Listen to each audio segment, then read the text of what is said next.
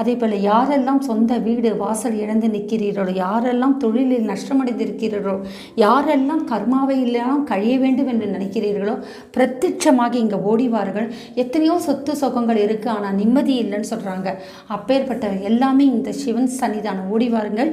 இங்கே நீங்கள் கொடுக்குற ஒவ்வொரு ரூபாவும், உங்களுடைய ஒவ்வொரு நாணயம் இந்த சிதறமடைந்த இந்த பாழடைந்த கோயிலுக்கு உருவமைப்பு செய்வதற்கு வரும்.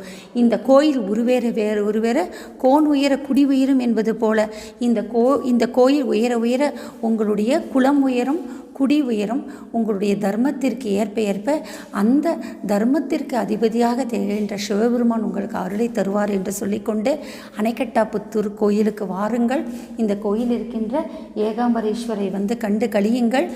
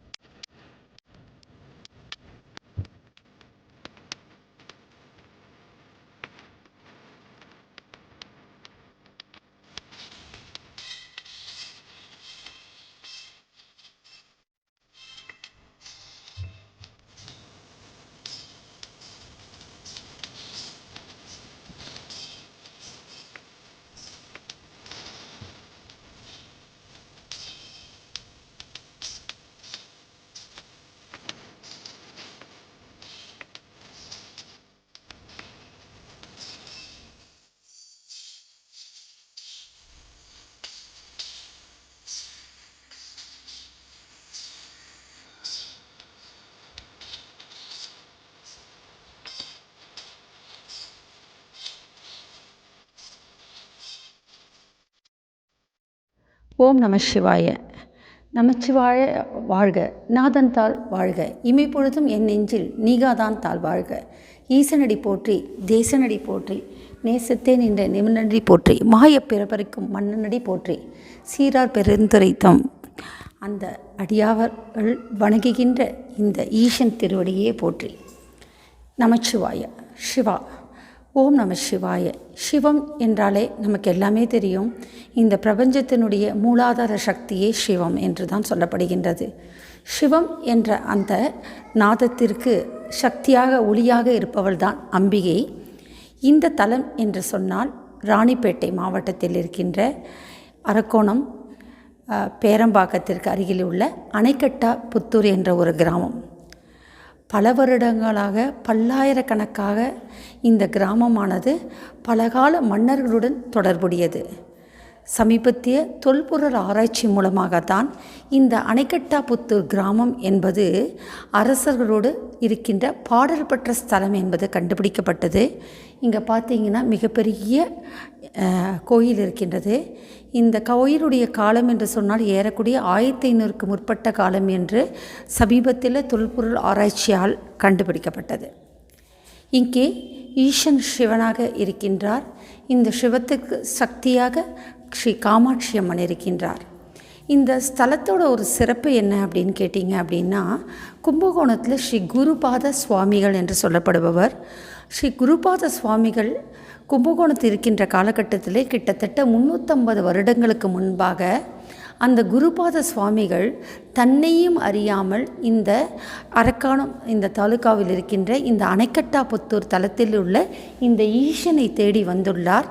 இந்த ஈசன்கிட்ட வந்த உடனேயே தன்னை மறந்தால் தன் நாமம் மறந்தால் என்று சொல்வது போல, அந்த நாவுக்கரசர் பாடிய பாடல் போல இங்கே பார்த்தீங்க என்றால் தன்னை மறந்த ஸ்ரீ குருபாத சுவாமிகள் இந்த கோயிலுக்கு மிக அருகிலேயே ஜீவசமாதி அடைந்துள்ளார்.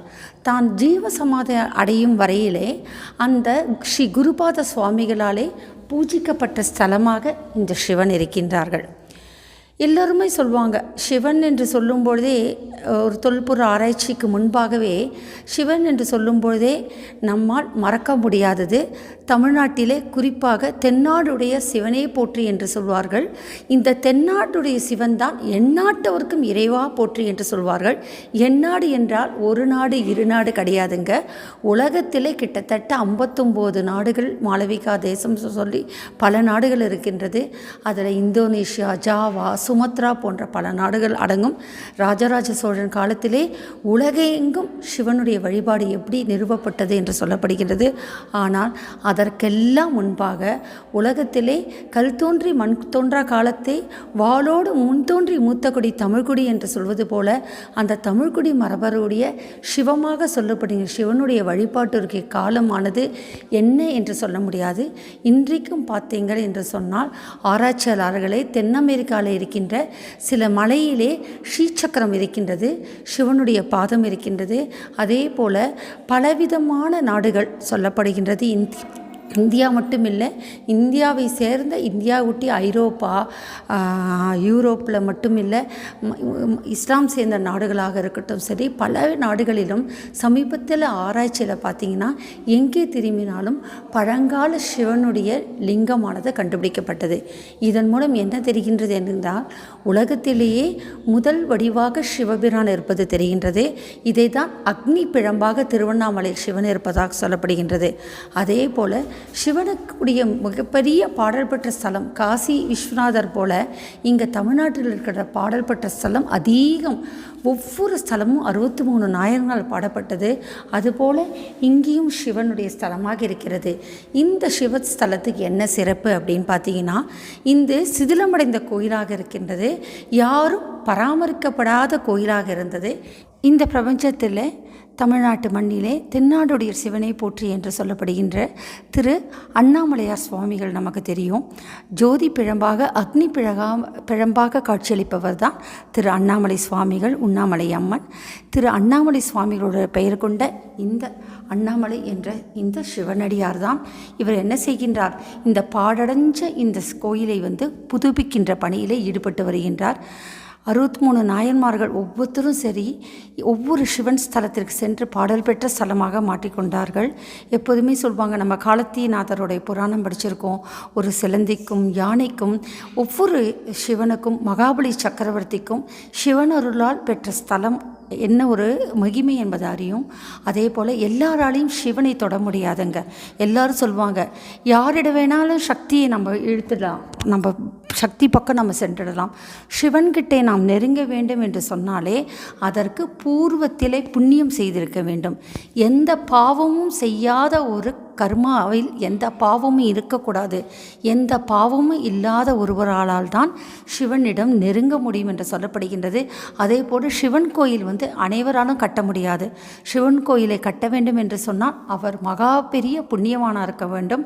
அந்த வகையிலே இந்த அணைக்கட்டாபுத்தூர் இந்த கிராமத்திலேயே பிறந்து வளர்ந்திருக்கின்ற திரு அண்ணாமலையார் அவர்கள் சிவனடியாராக இருந்து கொண்டு இப்படி பாரம்பரியம் பெற்ற இந்த மண்ணிலே இருக்கின்ற சிவனை வெளியே கொண்டு வருகின்ற பணியில் ஈடுபடுகின்றார். இந்த வெறுமையை சொல்வார்கள், சிவனே என்று இருக்கலாம். ஏன் சிவனே என்று இருக்கலாம் என்று சொன்னால், சிவனே என்று சொல்லும் பொழுதே தனிமை. இந்த பிரபஞ்சத்தில் நம்மளுடைய ஆத்மா தனிமையிலே பல இடங்களை சுற்றி வர முடியும். அந்த ஒரு சிவத்தினுடைய சித்த தத்துவத்தை கொடுப்பது தான் சிவனே என்ற ஒரு தத்துவம்.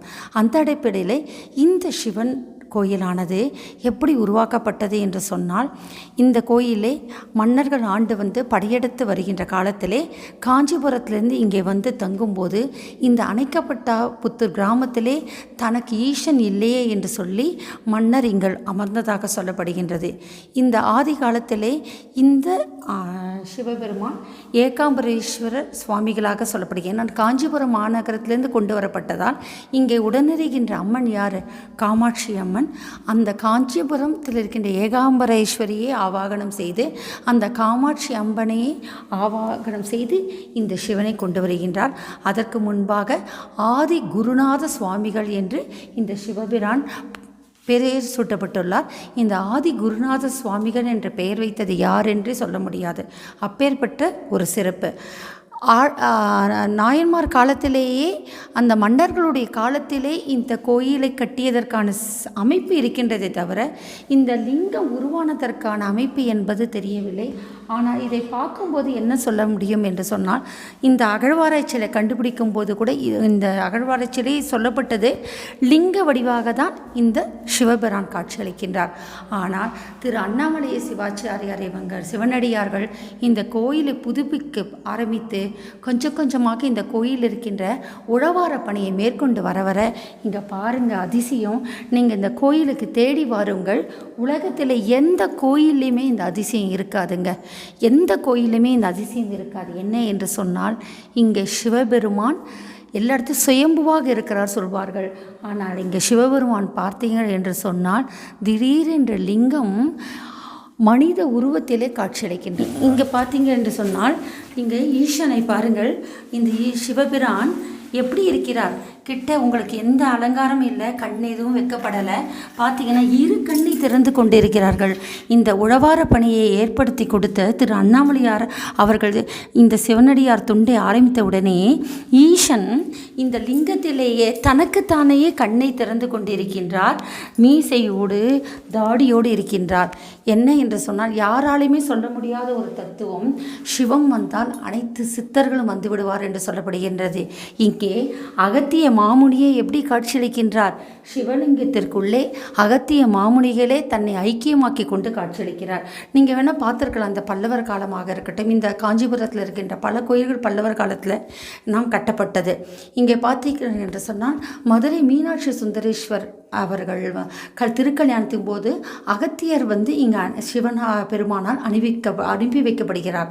அந்த நேரத்தில் வந்தது தான் திருவேற்காட்டில் இருக்கின்ற அந்த சிவன் ஸ்தலம். அதே போல் வலசரவாக்கத்திலும் சரி அகஸ்தியராலேயே உருவாக்கப்பட்ட அந்த வழிபட்ட சிவன் ஸ்தலம் இருக்குது. எல்லா இடத்துலையுமே அந்த தேவ அகத்திய முனி உலகத்திற்கே தமிழிற்கே மாமுனி வந்து பூஜை பெய்த ஸ்தலம். ஆனால் இந்த லிங்கத்திலே பார்த்தீர்கள் என்று சொன்னால் அகத்திய மாமுனிவரே உள்ளே இருந்து கொண்டு அந்த தாடியுடன் உருவாக காட்சியளிப்பது போன்று காட்சியளிக்கின்றது. எந்த இடத்திலுமே லிங்க உருவம், லிங்கம் என்று சொன்னாலே அருவ வடிவம் தான். லிங்கம் என்று சொன்னால் ஜோதிர்லிங்கம் எத்தனை வகை லிங்கமாக இருந்தாலும் அருவ வடிவம். ஆனால் இங்கே சிவபெருமான் பாருங்கள், இவர் மனித உருவத்தில் இரு கண்கள் திறந்து கொண்டு காட்சியளிக்கின்றார். எந்த கண்ணு வைக்கலை, லிங்கமே கண்ணோடு இருவிழியோடு தாடி மீசையோடு வந்து காட்சியளிக்கிறது. இது என்னே ஒரு அற்புதம். இது இந்த 21ஆம் நூற்றாண்டில் நடந்த அதிசயம். இந்த 2021 இந்த 2021 ஆண்டில் நடந்த அதிசயம் இது. போன வருடம் கூட தொல்பொருள் ஆராய்ச்சியாளர்னால் நடத்தும் போது கூட இந்த சிவலிங்கத்தில் இந்த மாதிரி தோற்றமைப்பு வரவில்லை. இந்த கிராமத்திலே இப்போ அதிசயமாக இருக்கின்றது. சிவபெருமான் அபிஷேகம் பண்ணி இன்னைக்கு புனரமைப்புக்காக அருளில்லார்க்கு அவ்வுலகம் இல்லை என்று சொல்வார்கள். பொருள் இல்லார்க்கு இவ்வுலகம் இல்லை. இந்த கோயிலை புதுப்பிக்க பொருள் வேணும். இந்த கோயிலில் இருக்கிற கோபுரத்தை எழுப்புவதற்கே 25 லட்சம் வேணும். அதற்கு முன்பாக பல லட்சம் கொடுத்து தான் இந்த உழவார பணியை செய்து கொண்டிருக்கிறார்கள். இந்த கருவறைக்கு செய்ய வேண்டிய பணிகள் அதிகமாக இருக்கு. அப்போ பொருளை தேடி நம்ம செல்ல வேண்டும். அப்போ பொருளுக்காக இந்த ஈசனை இன்று ஆடி மாதத்தில் நம்ம இருக்கோம். இன்னைக்கு பூஜை செய்து இன்னைக்கு அபிஷேகம் செய்திருக்கிறார்கள். இந்த ஆடி 2வது ஞாயிறு, பிளவ வருஷம் ஆடி 2வது ஞாயிறில் இன்றைக்கு ஈசனுக்கு மட்டும் பூஜை செய்து அந்த புகைப்படத்தை வைத்து பொருள் ஈட்டணும்.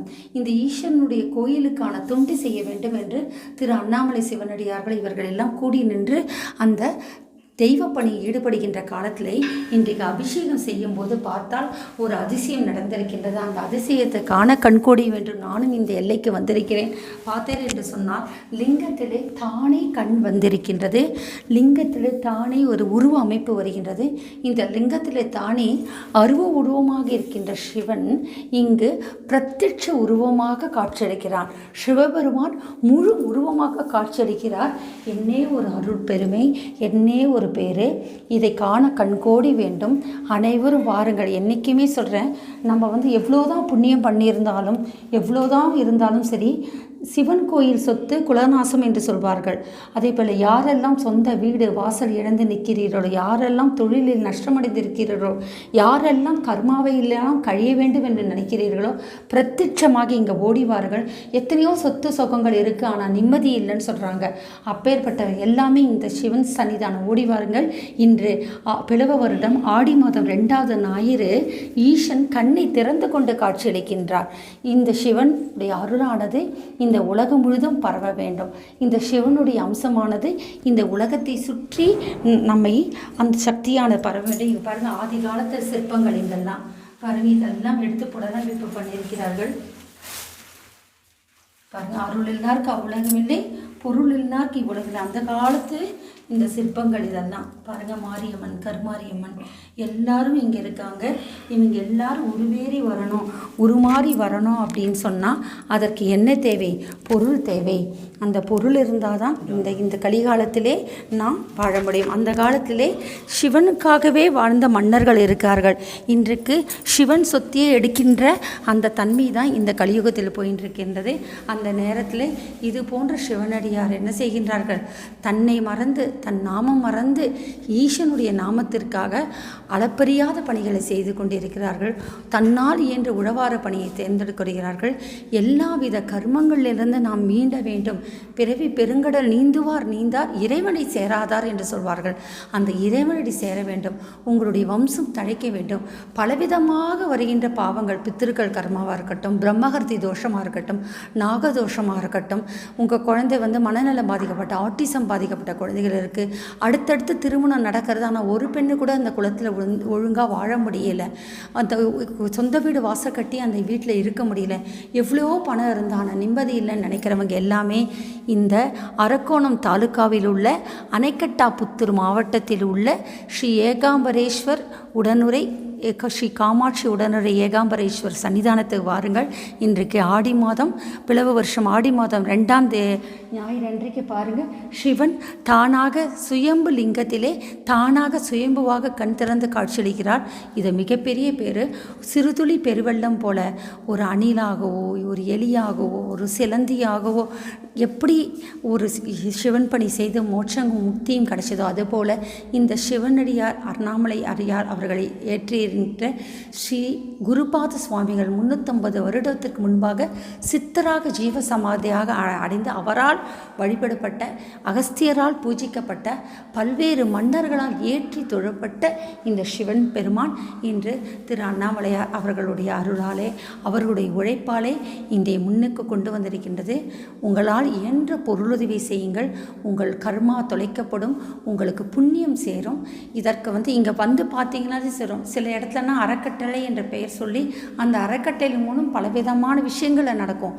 ஆனால் இங்கே நீங்கள் கொடுக்குற ஒவ்வொரு ரூபாவும், உங்களுடைய ஒவ்வொரு நாணயமும் இந்த சிதலமடைந்த இந்த பாழடைந்த கோயிலுக்கு உருவமைப்பு செய்வதற்கு வரும்.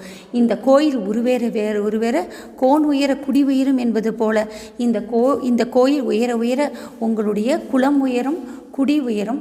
உங்களுடைய தர்மத்திற்கு ஏற்ப அந்த தர்மத்திற்கு அதிபதியாக திகழ்கின்ற சிவபெருமான் உங்களுக்கு அருளை தருவார் என்று சொல்லிக்கொண்டு அணைக்கட்டாபுத்தூர் கோயிலுக்கு வாருங்கள். இந்த கோயில் இருக்கின்ற ஏகாம்பரேஸ்வரை கண்டு கழியுங்கள். அந்த சிவபெருமானுடைய அந்த அருளை பாருங்கள். உலகத்தில் எந்த சிற்பத்திலையும் கிடையாதுங்க. இதை சிற்பன்னே சொல்ல முடியாதுங்க. இந்த லிங்கத்தை தானாக இன்றைக்கு ஆடி மாதத்தில் சிவபெருமான் கண் திறந்திருக்கின்றார். இந்த அருளை காண கோடி கண் வேண்டும். அனைவரும் ஓடி வாருங்கள், நாடி வாருங்கள். உங்களால் என்ற பொருளுதை செய்து இந்த சிதலமடைந்த கோயிலை எழுப்பி ராஜகோபுரத்தை கட்டி உலகிற்கே ராஜாவாக திகழ்கின்ற ஈசனுடைய அருளை பெறுவோமாக. அதன் மூலமாக ஏகாம்பரேஸ்வருடைய காமாட்சி அம்பாளுடைய அனுகிரகத்தையும் பெறுவோம் என்று சொல்லிக்கொண்டு, தில்லையில் உயர்ந்தது, ஊரிலே உயர்ந்தது காஞ்சிபுரம் என்று சொல்வார்கள். இன்று அந்த ஸ்தலத்தில் உயர்ந்தது, கண் திறந்து காட்சியளிக்கின்ற உயர்ந்த ஸ்தலமாக இருப்பது இந்த அணைக்கட்டாபுத்தூர் இருக்கின்ற இந்த சிவன் கோயில். ஓடி வாருங்கள். அரக்கோணம் தாலுக்காவில் இருக்கின்றது. பேரம்பாக்கம் கிராமத்திற்கு உள்ளே இந்த அணைக்கட்டாபுத்தூரான சிற்றூர் இருக்கின்றது. ஓடி வாருங்கள், நாடி வாருங்கள், சிவன் அருளை பெறுங்கள். உங்களால் இயன்ற உழவார பணியை செய்யுங்கள் என்று சொல்லிக்கொண்டு ஓம் நம சிவாய, ஓம் நம சிவாய, ஓம் நம சிவாய. இந்த பஞ்சாட்சர நாமம் மட்டுமில்லை, இந்த பிரபஞ்சமே இந்த நாமத்தில் இணைய வேண்டும். இந்த பிரபஞ்ச சக்தியின் மொத்த சக்தியாக சிவன் இன்று இங்கே குடிக்கொண்டிருக்கின்றார். இந்த அருளை காண ஓடி வாருங்கள், நாடி வாருங்கள் என்று சொல்லிக்கொண்டு உங்களிடமிருந்து பக்தியுடன் விடைபெறுவது ஆன்மீக சொற்பொழிவாளர், கர்ம வினைப்பலன் ஜோதிடர் முனைவர் லக்ஷ்மி ரவிச்சந்திரன், சென்னை வலசரவாக்கம். ஓம் சக்தி, ஓம் சக்தி, ஓம் நம சிவாய். அதே போல் யாரெல்லாம் சொந்த வீடு வாசல் இழந்து நிற்கிறீர்களோ, யாரெல்லாம் தொழிலில் நஷ்டமடைந்திருக்கிறீர்களோ, யாரெல்லாம் கர்மாவை இல்லாமல் கழிய வேண்டும் என்று நினைக்கிறீர்களோ, பிரத்யட்சமாக இங்கே ஓடிவார்கள். எத்தனையோ சொத்து சுகங்கள் இருக்குது, ஆனால் நிம்மதி இல்லைன்னு சொல்கிறாங்க. அப்பேற்பட்ட எல்லாமே இந்த சிவன் சன்னிதானம் ஓடிவாருங்கள். இங்கே நீங்கள் கொடுக்குற ஒவ்வொரு ரூபாவும், உங்களுடைய ஒவ்வொரு நாணயம் இந்த சிதிலமடைந்த இந்த பாழடைந்த கோயிலுக்கு உருவமைப்பு செய்வதற்கு வரும். இந்த கோயில் உருவேற கோன் உயர குடி உயரும் என்பது போல இந்த கோயில் உயர உயர உங்களுடைய குலம் உயரும், குடி உயரும். உங்களுடைய தர்மத்திற்கு ஏற்ப அந்த தர்மத்திற்கு அதிபதியாக திகழ்கின்ற சிவபெருமான் உங்களுக்கு அருளை தருவார் என்று சொல்லிக்கொண்டு அணைக்கட்டாபுத்தூர் கோயிலுக்கு வாருங்கள். இந்த கோயில் இருக்கின்ற ஏகாம்பரேஸ்வரை கண்டு கழியுங்கள்.